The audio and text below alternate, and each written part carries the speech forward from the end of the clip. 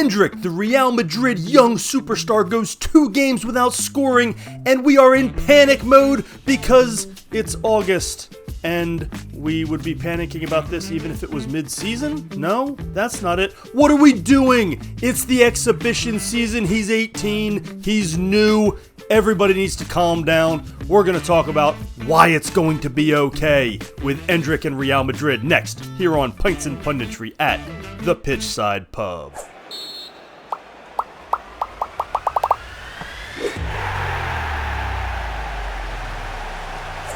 Two games without a goal wouldn't be a big deal for anybody, even in the middle of the La Liga season, let alone an 18-year-old in preseason games in America who's still trying to keep his head above water and find his way around his new team with his new teammates and all the other things that go into making a big switch. At no point would this ever be a big deal, and yet it is, because of who's involved and because of money and because people need more to do. So we're going to cool everybody's jets today, but before we do, go ahead and hit that subscribe button for me down below so you can follow the channel. Get down in that comment section if you think it is time to panic. I will tell you why you are absolutely wrong and you are the problem, but go ahead, do it anyway. That'll be fun. Get down in that comment section, let me know what you think. Leave some comments on Twitter. That's a great place for panic. Go ahead and follow us at Pitchside Pub on Twitter, and you can, of course, check out the website pitchsidepub.com where you can subscribe to our newsletter. Now, to be fair, not everybody's panicking, and some of this is just clickbait, and the minute you put Endrick's picture and a few crappy stats on the screen, everybody sort of flips out. And most of what I've seen has gotten more pushback telling everybody to calm down than actual panic. So you do have to take a little bit of this with a grain of salt, but it's worth mentioning anyway because we just saw this kind of panic with Endrick's counterpart, Vitor Roque, over at Barcelona, and it has led to ridiculous transfer rumors just 8 months later, and we did a video about that just a couple of days ago about how they're trying to ship him off to Saudi and maybe selling him on loan now, and they've basically already given up on him, and it all comes down to expectations and the fact that Barcelona's expectations for Roque were completely wrong, and we shouldn't see the same thing with Real Madrid for a number of reasons. One, I do think Endrick's a better player. He has more experience, although not a lot of it still. I think he's more fundamentally talented, and so he shouldn't have the same problems that Roque is happening. Also, Real Madrid is a better run organization and can give him more support, and he's not going to be asked to be the main man just yet. So this should not in any way become a problem, and if it does, it is an absolute failure on Real Madrid's part, but I don't actually expect that. I expect this more from fans and the media, and that's more of who I'm talking to here when I tell everybody to chill the all kinds of expletives out, because it's just not necessary to do this sort of thing when you are an account like OneFootball, or if you have any sort of prominence, or if you want Real Madrid to succeed and you want to see them have success, then chill out with your expectations on Endrick. We got to look at this kid for who he is right now. He is 18 years old.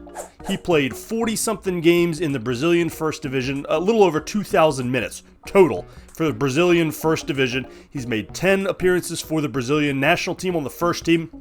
That is not a lot of experience. That is not a lot of experience at 18 to be joining the best club in the world, certainly one of the 2 best clubs in the world between them and Manchester City, and I would say that Real Madrid is probably a step better than them right now with the talent that they are bringing in thanks to Kylian Mbappe and having had Jude Bellingham, and this is the best team in the world.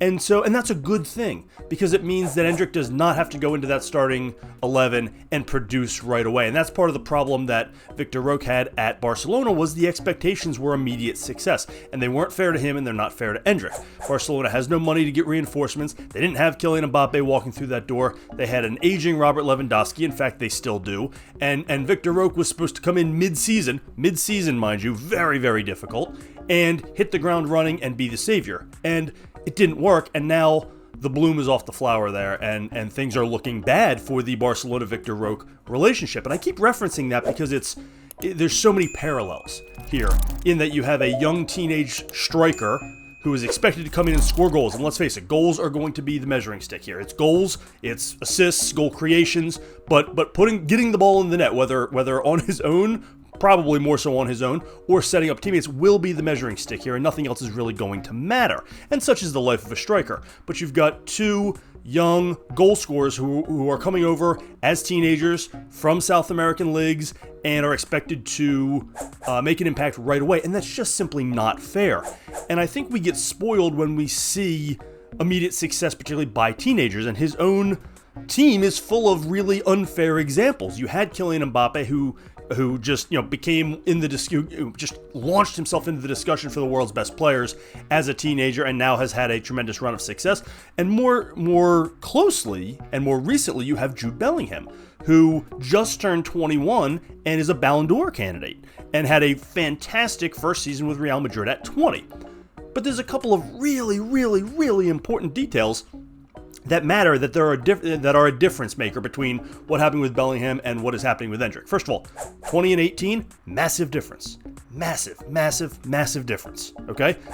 Come talk to me about Endrick in 2 years, right? There's a reason Jude Bellingham wasn't at Real Madrid at 18, okay? And you wouldn't have gotten this type of production. So don't equate young player to young player. That's not fair. 18 and 20, massive difference in terms of player development. 2, Jude Bellingham started in England and then went to Germany and now is in Spain, right? He had a taste of European football. He had played in the Champions League with Borussia Dortmund. He had that experience. So this was a natural step up. That is not the same as going from the Brazilian league to La Liga, going from Palermo to Real freaking Madrid. I mean, that is just such a massive, massive jump that I don't think people are fully appreciating how big of a leap, how big of a step up that is in terms of competition. And I'm not knocking Brazil. They obviously have a tremendously talented league and player development. That's why the Brazilian national team is always so good.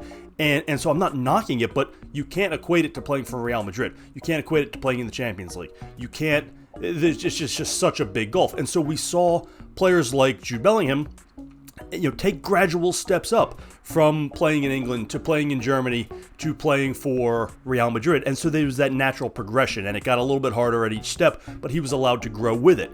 This is just such a massive jump. So I don't think we're going to see amazing things from Endrick this season in terms of the overall product. I think we'll see a few moments of amazing brilliance. He's a fantastically talented player. I think this is actually a fantastic, great, just perfect, ideal spot for him to learn, assuming everybody can keep their expectations in line and don't get disappointed when he has a 10-goal season. You know who else had a 10-goal season last year? Arda Guler. Pretty glad to have him, right? His season last year was looked at as basically a disappointment. Now, a large part of that was injuries, but honestly, he wasn't going to get a whole lot more playing time, and even if he had, I don't know how well it would have gone. That chance to learn and develop, even while injured, plays a big role. And now he had a real big coming out party in the Euros, and now they're going to find a way to work him into the lineup a little bit more. He might drop deeper a little bit in midfield. He'll play sporadically as maybe number 10 sometimes, or as a right wing, or as a second striker, or as the striker in some games. He'll play all around. But I think that's a really important parallel to see is where were we with Arda Guler last year? They expected him to come in and do things, and he got hurt, but I don't think he would have been the wild success everybody thinks he would have been, even if he hadn't been hurt, because that year of development is really, really crucial. Endrick is in a great spot because he doesn't have to produce, and he doesn't have to play every game.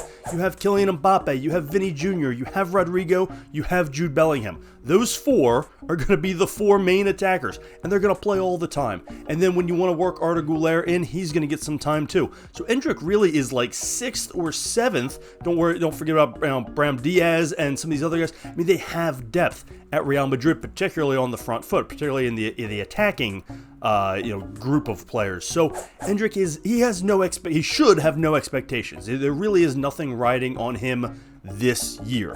The expectations for Endrick are down the road, or as he turns 20 and 21 and steps up and is ready to be one of the big guys. Or maybe he becomes the central striker and Mbappe goes out wide somewhere. A lot of ways to do it, a lot of ways to fit him in, and they will do some of that, but there should be no pressure on him this year. They do not need him to come in and score double-digit goals. They need him to play well when he gets a chance, and he'll get chances against some lower league teams and some Copa del Rey games against some inferior competition, and maybe some Champions League matches if they have any dead rubbers, although there'll be less of those this year. They'll work him in. He'll come in as a sub sometimes, and he'll get his time. But there shouldn't be any pressure on him. So if there is pressure on him, and if that if he sort of ends up sinking under that pressure, that is self-inflicted. That is man-made by either the Real Madrid fans or the media or the coaching staff. And I don't think it's going to be the coaching staff, because we already have Carlo Ancelotti on record as saying everybody needs to calm down a little bit, right? Nobody panic. Everybody calm down. He was talking partly about the loss to Barcelona. It's clear they don't care because it's only August and it was a friendly. Only Barcelona cares about winning that. Real Madrid couldn't care less. But he was also talking about Endrick and everybody calming down and not getting bent out of shape because he didn't score. Remember, 2 games. It was like 133 minutes of playing time and he didn't score. Do you have any guys go 133 minutes without scoring on his own team? Jude Bellingham, Kylian Mbappe, Vinny, like that's a 2-game stretch. That's not even a full 2-game stretch. It's a game and a half stretch, and he didn't score. That is not panic mode. So most of the calm heads are staying calm, and that is a good sign. And I think that's a testament to this being Real Madrid versus Barcelona, where delusion is king, and Real Madrid is sort of more based in reality, although it's their own very wealthy, very fortunate reality, where you get Kylian Mbappe for free.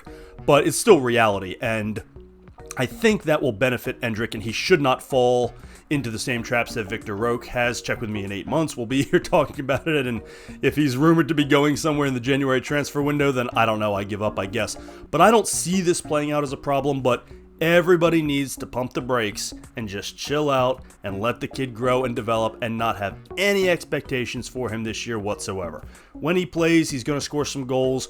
We're going to see flashes of brilliance, and we're going to see some mistakes. We're going to see sometimes he's walking around lost. We're going to see him go off sides when he's got a goal-scoring opportunity because he gets a little overeager, and then we're going to see some amazing stuff in between. At the end of the season, he'll have a handful of goals, having played a handful of games, and that'll be a win. He might even get hurt because there's a lot of extra physical demand that he won't be used to, and so that does raise, not that I'm ever predicting or certainly hoping for injuries, by no means, but there is a logical chance that he's more likely to miss some time with the additional wear and tear of longer seasons and travel and training and all the things that go into playing in Europe versus in Brazil. So there's a lot of obstacles in his way, and there is absolutely no reason to get worried about Endrick or his future. At this point, it's just utterly ridiculous. And even as this season goes, everybody lower your expectations and just watch the development, because assuming it's handled properly, it's going to turn into a really great show. I would love to get your comments. What do you think about the entire Endrick thing? Is everybody out of control? Get down in that comment section. Let me know what you think. You can also leave comments on Twitter at PitchsidePub. While you're at it, go ahead and hit that subscribe button for me down below so you can follow the channel, and check out the website, pitchsidepub.com. Thanks as always for joining us here on Pints and Punditry at the Pitchside Pub.